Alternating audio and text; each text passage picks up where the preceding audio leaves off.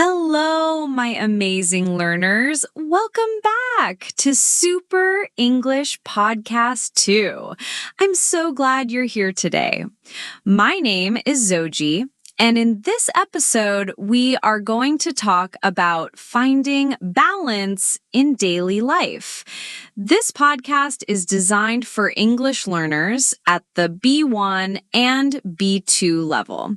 So I'll speak naturally, like a Native American speaker, but also a little slower and clearer than usual, so you can follow along. Try to listen carefully, and don't worry if you don't understand every single word. Just relax and enjoy the practice. Part 1. The idea of balance. Let's begin with a question. What does balance mean to you?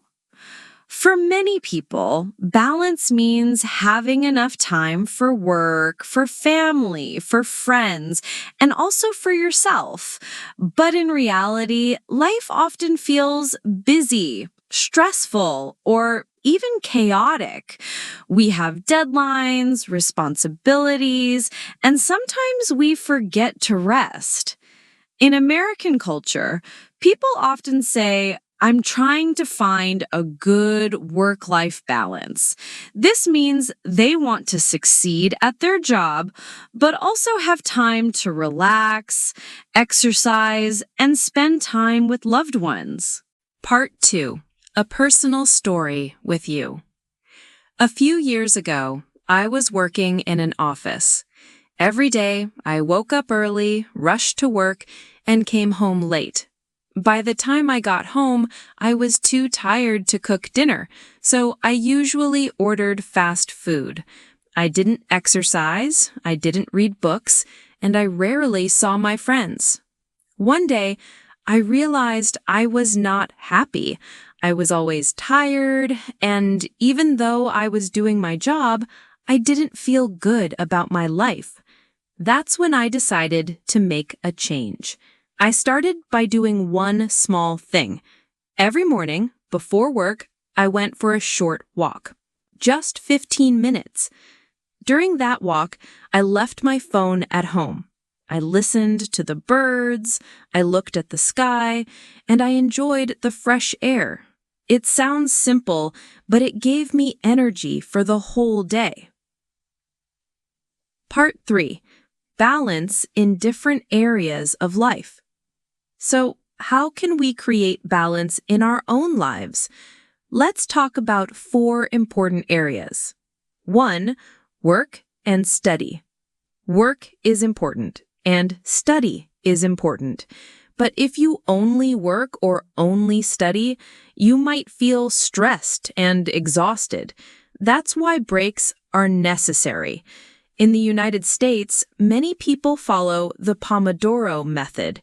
This means working for 25 minutes and then taking a 5-minute break. It helps you stay focused and productive. 2. Health. Balance also means taking care of your body. Exercise doesn't have to be difficult. You don't need to run 10 miles every day.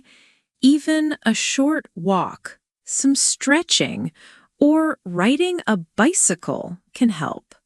Food is also part of balance. In America, many people try to follow the idea of everything in moderation. This means you can eat pizza or ice cream sometimes, but not every day. 3. Relationships. Humans need connection. Talking to a friend, calling your family, or even smiling at a neighbor can give you positive energy. Sometimes when we are busy, we forget how important relationships are. A short message to a friend can make a big difference. 4.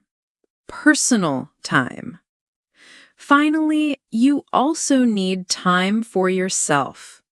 Maybe you enjoy reading, painting, listening to music, or just sitting quietly. This time is not selfish, it's necessary. In American English, people often say, me time. For example, after work, I need some me time. Part 4, Practical Tips. Now let's go over a few simple tips to find balance. Plan your day, but stay flexible. Write a short list of things you want to do, but don't feel bad if you can't finish everything. Set boundaries. For example, don't answer work emails late at night. Move your body. Even 10 minutes of walking or stretching can change your mood. Sleep well. In the US, experts usually recommend 7 to 8 hours of sleep each night. Disconnect sometimes. Put down your phone and enjoy the real world around you. Part 5, Cultural Connection. In the US, balance is often connected to the idea of well-being. Many companies now encourage workers to take vacations or mental health days. Schools also talk about the importance of sports, arts, and free time, not only homework. But at the same time, American culture is also very focused on productivity and success. That's why finding balance can sometimes feel difficult. People want to do everything, have a career, a family, hobbies, travel, and stay healthy. It's not always easy, but small steps really help. Part 6, Reflection Questions. Before we finish, let me ask you some reflection questions.